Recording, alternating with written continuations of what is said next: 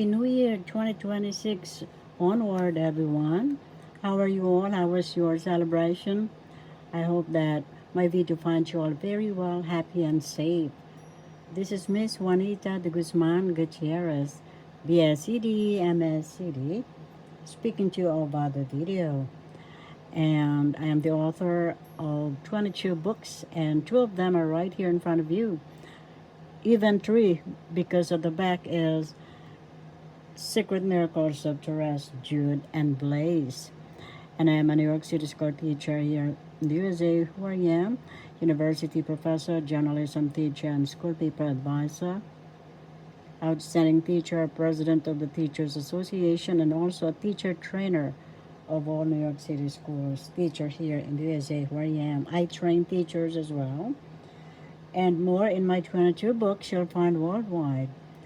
Here at Amazon, Ex Libris, Barnes & Nobles, Outskirts, Press.com, all global stores near you, and at my two websites, Juanita Gutierrez, bsedmsed.com, juanitagutierrez.com. And on your right, Christ Like Mom and Dad is an English Tagalog version. In Tagalog, Makadiyos, Kristo na tatay at nanay at the bottom. And written by yours truly, Miss Juanita de Guzman Gutierrez, BSCD, MSCD. And Speak Tagalog, a basic primer on the left, is my first book published among my 22 books in 2014. And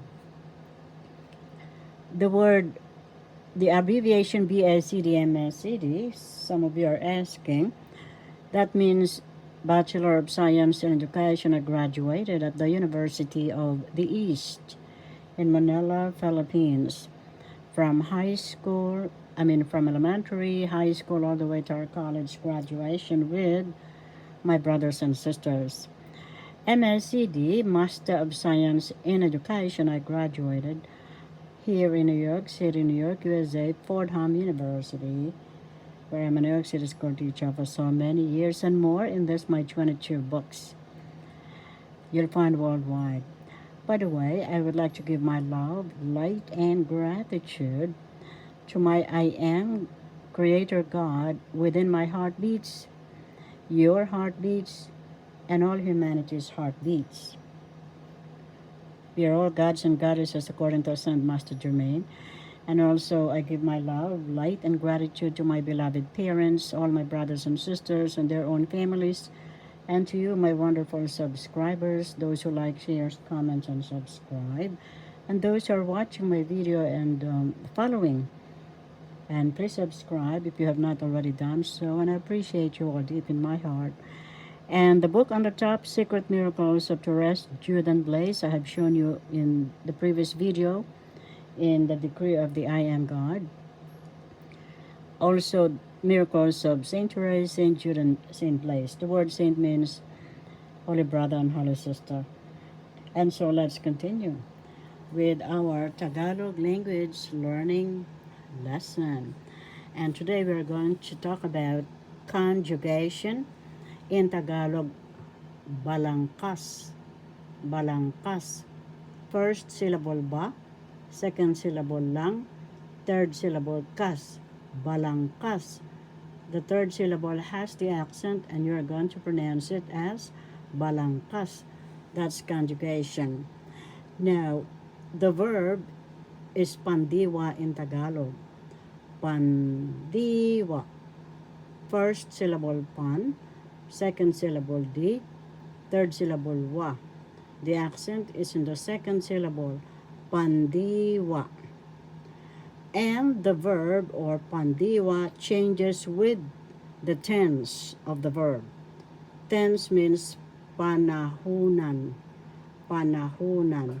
First syllable pa, second syllable na, third syllable who, fourth syllable nan. The accent in the third syllable is where it is panahunan. That's tense in English, and it is present, pangkasalukuyan, I will show you the affix panlapi in Tagalog. Affix panlapi. First syllable pan, second syllable la, third syllable p. The accent is in the second syllable, panlapi, panlapi, and that's the affix. Now the affix or panlapi changes with the tenses or panahunan. The verb or pandiwa change with the tenses or panahunan. Example, halimbawa, root. Root is ugat in Tagalog. Ugat. First syllable u, second syllable gat. The second syllable has the accent ugat. Root in English, and word is salita. Salita. First syllable sa, second syllable li, third syllable ta. The accent is in the third syllable, salita. Now, past means nakaraan. Past tense, panahunan. In Tagalog, past is nakaraan. Nakaraan. Example, takbo is the verb or pandiwa. Takbo means run. Past tense, panahunan. Past, nakaraan. Right here, nakaraan. Tumakbo. That's past tense. Tumakbo. Running. Excuse me, please.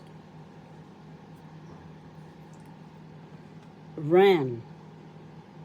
And present tense is running. Future tense, tumatakbo. Tumatakbo. Tumatakbo. First syllable, tu. Second syllable, ma. Third syllable, tak. Fourth syllable, bo. Tumatakbo. The second syllable has the accent. Tumatakbo. Present, kasalukuyan. And future means kinabukasan. Tatakbo. Tatakbo. Will run. Future tense, and I wrote here much clearer, kinabukasan. That's future tense. So let's review. That's a little bit confusing, isn't it? Conjugation, balangkas in Tagalog. Verb, pandiwa in Tagalog. Tense, panahunan. Example, halimbawa, is the affix, Tagalog, panlapi. Root, ugat. Word, salita in Tagalog. Takbo, example of the verb or pandiwa. Takbo is the root word. Tumakbo, that's the past tense. Panahunan, nakaraan. Tumakbo. Present tense, tumatakbo. Present, kasalukuyan. Tumatakbo. Future tense, kinabukasan. Kinabukasan. Future, tatakbo. Tatakbo, will run. And so, I hope you learned something today. And we will review that. The verbs or pandiwa changes in the tenses or panahunan. Thank you all for watching. See you in the next video. Blessings of Christ, love, and light to us all. In Tagalog, pagpalain po tayo ng may kapal sa liwanag at pag-ibig. Blessings of Christ, love, and light to us all. See you again, and Happy New Year. And also, enjoy your days always, and Thank you as well to all my wonderful subscribers, those who like, shares, comments, and subscribe. And please subscribe if you have not already done so, and I appreciate you all deep in my heart. And by the way, if you noticed that I was not visiting any live shows or answering your comments during the holidays or holy days, every day is a holy day according to our angels, because I spend time meditating or some sort of retreat during the holidays. I don't treat it as an ordinary day. I just want to spend time meditating to our God, source within. And I hope you understand. And so back to school, we're going to be busy, but I appreciate you all deep in my heart. And if I don't answer your comments, I read them. Please be assured, and my support with you is forever. We're all in this together. Love and light to us all. See you again. Have a nice day. Always enjoy the happiest of New Year 2026 onward with our I Am presence in our heartbeats, blessing us all with long lives, prosperity, good health, peace, unity, compassion, forgiveness, harmony, happiness, love, and light to us all right now and continuously. And so it is. Enjoy.